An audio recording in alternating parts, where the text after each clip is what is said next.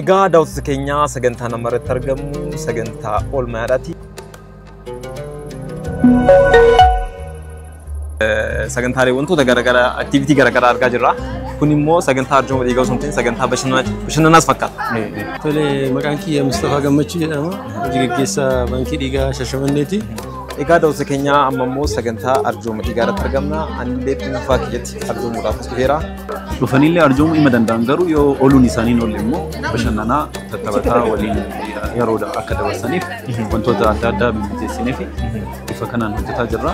Inspaayirii fi baankii dhiigaa adda baasnee ilaallu. Lubbuu haadha tokko oolchitee haadha tokko daa'immaniif jiraachisu gammachuu